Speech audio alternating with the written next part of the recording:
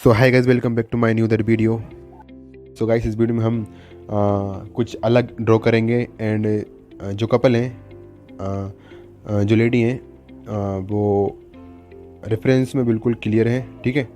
और जो हमारे मेन हैं वो रेफरेंस में ब्लर हैं, तो हम ब्लर इफेक्ट देना सीखेंगे। सो गाइस, ब्लर इफेक्ट देने के लिए जो ब्लर कपल हैं, मतलब जो हम मेन हैं वो ब्लर हैं, तो हम पेंसिल का यूज़ नहीं करेंगे, ओनली फ्लैट ब्रश लेंगे एंड उससे ड्रॉ करेंगे।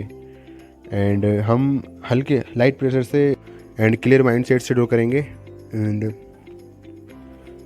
गाइस, अगर आप आउटलाइन ड्रॉ करो ना, तो आपकी ड्राइंग थोड़ी सी अच्छी ना बने, लेकिन आप आउटलाइन पे ज़्यादा ध्यान दो एंड आउटलाइन को आप अच्छे से परफेक्टली ड्रॉ करो। एक आउटलाइन ये है जो एक ड्राइंग को परफेक्ट दिखाती है, तो आप ख़ास तौर पे आउटलाइन पर ध्यान दो। एंड फिर तो बाकी एक्टिविटी जैसे कि हाईलाइट, लाइट एंड कितनी डिटेलिंग है उस पर निर्भर करता है, लेकिन ज़्यादातर आउटलाइन अगर आपकी अच्छी होगी तो आपकी ड्राइंग अच्छी होगी।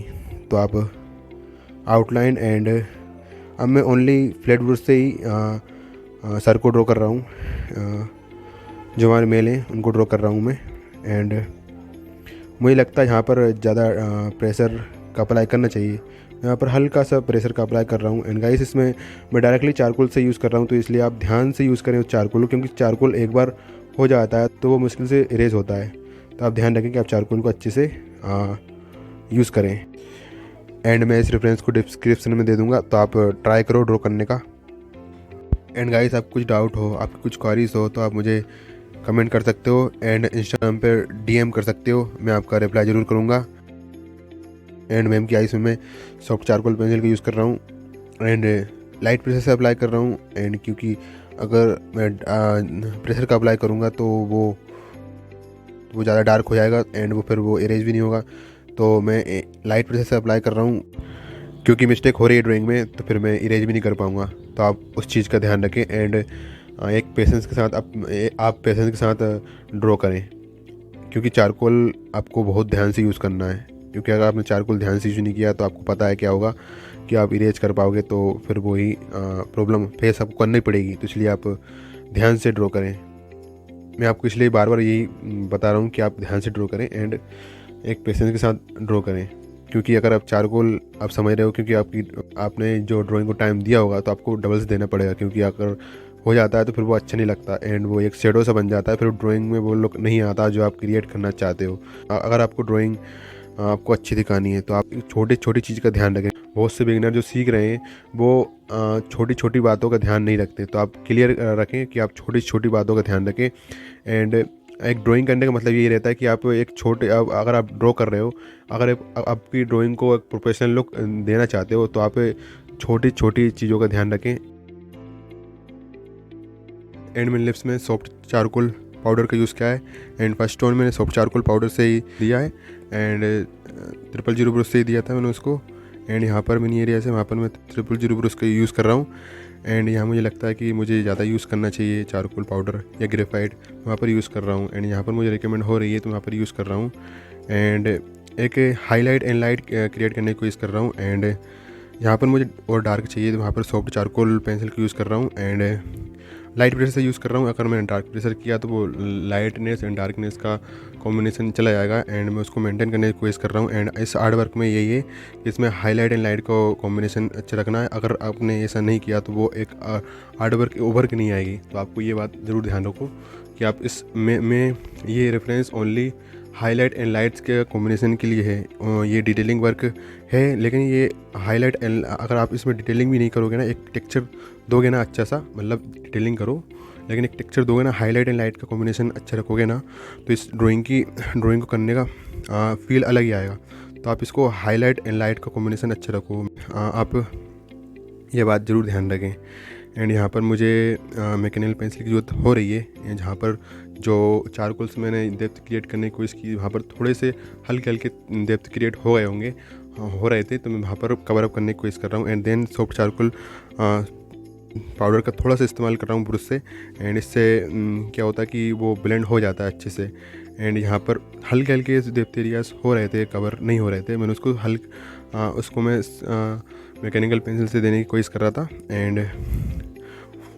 एंड यहाँ पर मुझे लगता है कि और डिटेलिंग चाहिए। वहाँ पर हल्का सा सॉफ्ट चारकोल पाउडर से ब्रश से कवर अप करने की कोशिश कर रहा था। एंड ज़्यादातर मैंने इसमें 000 ब्रश का यूज़ किया है यहाँ मिनी रेस में। एंड आप भी करो, इससे आपकी ड्राइंग में अलग ही टेक्सचर एंड डिटेलिंग क्रिएट होगी। तो आप करो उसको यूज़। एंड मैं रिपीट कर रहा हूँ इसको, क्योंकि मुझे एक dark areas and light areas को कवर अप करना है, तो मैं इसको बार बार कर रहा हूँ। मैं ये फर्स्ट टोन सेकंड टोन नहीं, मैं उसमें जब तक उसमें डार्क एरिया लाइट के एरियाज़ का कॉम्बिनेशन सही नहीं होगा, तो मैं इसको जब तक कवर अप करने की कोशिश करूँगा फेस को। एंड यहाँ लगता है कि मुझे ब्लैक एंड यहाँ पर मुझे और डार्कनेस जो होते हैं वहाँ पर सॉफ्ट चारकोल पेंसिल का यूज़ कर रहा हूँ। एंड बिल्कुल light pressure and fresh mind से यूज़ कर रहा हूँ, क्योंकि अगर चारकोल इधर उधर हो गया एंड बिल्कुल क्लियर माइंड सेट से ड्रॉ कर रहा हूँ। क्योंकि आपको पता है चारकोल एक बार हो जाता है तो वो इरेज नहीं होता, तो आप इस बात का ज़रूर ध्यान रखें। एंड गाइस, मैंने फर्स्ट टोन ग्रेफाइट्स दिए एंड सेकंड और थर्ड टोन मैंने चारकोल पाउडर से ही दिए इसमें थ्रोट में, मैम के थ्रोट में। तो इससे क्या होता है गाइस कि अगर आप ग्रेफाइट यूज़ कर देते हो देन उसके बाद आप उसके ऊपर चारकोल यूज़ करते हो, तो उससे वो डेप्थ क्रिएट नहीं होते जो एक होते हैं। एक अच्छा टेक्सचर आता है उससे। अगर आप एक बार ट्राई करना, आपको समझ में आएगा।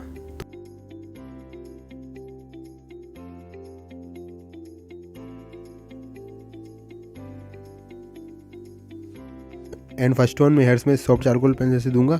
सेकंड टोन में सॉफ्ट ब्रश से उसको ब्लेंड करूंगा हेयर्स को, एंड उसमें लाइटली ब्लेंड करूंगा। देन उसके बाद मैं इसमें फिर से सॉफ्ट चारकोल पाउडर का यूज़ करूंगा एंड मैं पेंसिल का यूज़ भी करूंगा इसमें हेयर्स में। तो इससे क्या होगा, हेयर्स बहुत स्मूथ टेक्सचर आएगा उसमें। तो आप ज़रूर देखो, वो टेक्सचर आपको समझ में आएगा। एंड यहाँ पर लाइट एंड डार्क का कॉम्बिनेशन हो रहा है हेयर्स में, यहाँ पर लाइट डार्क का कॉम्बिनेशन कर रहा हूँ। एंड फ्लैट ब्रश का यूज़ भी कर रहा हूँ उसमें मैं। एंड जहाँ पर जो हेयर्स जो ज़्यादा डिटेलिंग हो रही है, जो मैम के जुल्फ़ें जो निखर के आ रही हैं, मैं उनको ब्लेंड नहीं कर रहा हूँ उसमें। मैं पहले पेंसिल से डार्क करने की कोशिश कर रहा हूँ, देन उसके बाद थोड़ा सा हल्का हल्का ब्लेंड कर रहा हूँ। देन उससे क्या होगा, वो हेयर्स हैं वो अलग ही निखर के आएंगे, देन वो ब्लेंड दिखेंगे। एंड जो हल्के हल्के एरिया से मैं उनको कवर कर रहा हूँ। एंड आप देख सकते हैं मैं डार्क एंड लाइट एरियाज़ को कवर करने की कोशिश कर रहा हूँ फेस में।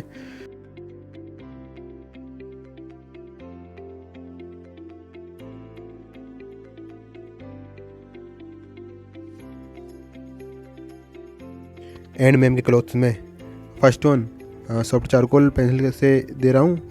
देन पूरे क्लॉथ्स में मैम की साड़ी में पहले हैचिंग करूँगा, देन उसके बाद मैं उसमें ब्लेंडिंग करूँगा। देन इससे क्या होता है, आपका क्लियर माइंड सेट रहता है कि आपने पहले हैचिंग कर लो, देन उसके बाद आप फिर उसमें ब्लेंड करो। देन उससे क्या होता है कि एक अच्छा लुक क्रिएट होता है। आपका माइंड सेट आपका हमेशा क्लियर रहता है कि हाँ, अब मुझे एक चीज़ करना है। तो आप पहले हैचिंग कर लो, या आप ऐसा मत करो कि आप पहले ब्लेंड भी करते रहो और साथ साथ हैचिंग करो। इससे क्या आपका टाइम भी बचेगा। अगर आप पहले हैचिंग कर लोगे तो इससे आपका माइंड सेट भी एकदम क्लियर रहता है। तो आप मेरे सजेशन से आप पहले हैचिंग करो, देन उसके बाद आप ब्लेंड करो। एंड गाइस,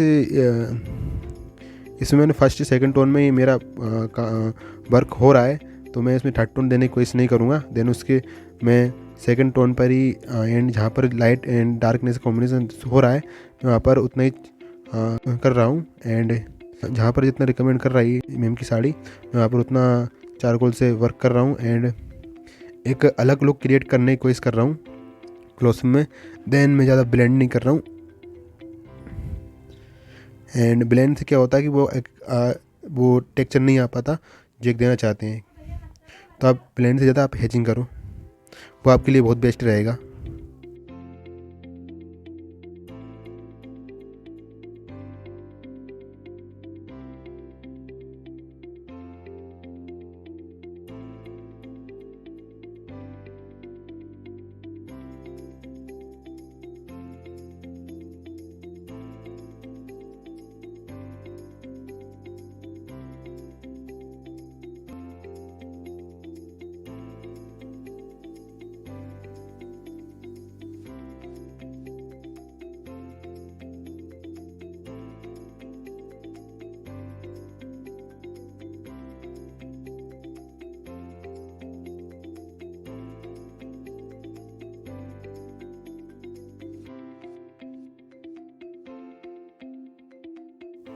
एंड जो हमारे मेल हैं जो कि ब्लर हैं, मैं उनके हेयर्स में सॉफ्ट चारकोल पेंसिल से उनके हेयर्स में हैचिंग कर रहा हूँ।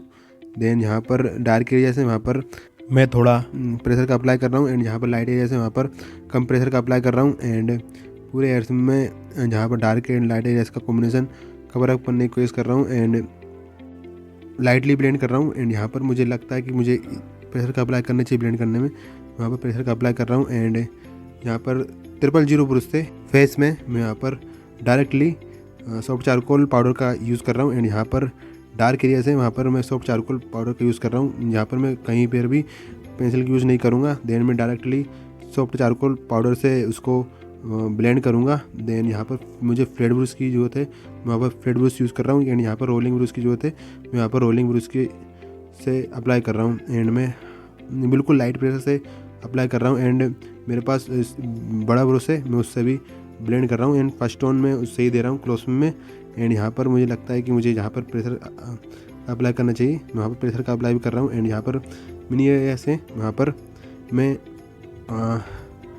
बिल्कुल लाइट प्रेशर से मैं उसको ब्लेंड कर रहा हूँ। एंड जहाँ पर जो हाइलाइट्स हैं वहाँ पर नीडेड एरिया का भी अप्लाई कर रहा हूँ। एंड यहाँ पर जो डार्क एरियाज़ का कॉम्बिनेशन शो हो रहा है, मैं वहाँ पर डार्क एरियाज़ को भी कवर अप करने की कोशिश कर रहा हूँ। एंड मैं लेयर बाय लेयर उस पर वर्क कर रहा हूँ। एंड जो मैम का हैंड है उसमें डायरेक्टली मैं सॉफ्ट चारकोल का यूज़ कर रहा हूँ। देन मैं यहाँ पर कहीं भी हैचिंग नहीं करूँगा यहाँ। देन उसके बाद उसके ऊपर से मैं थोड़ा सा हैचिंग कर दूँगा, देन उससे कि उसमें एक रियलिस्टिक लुक आए।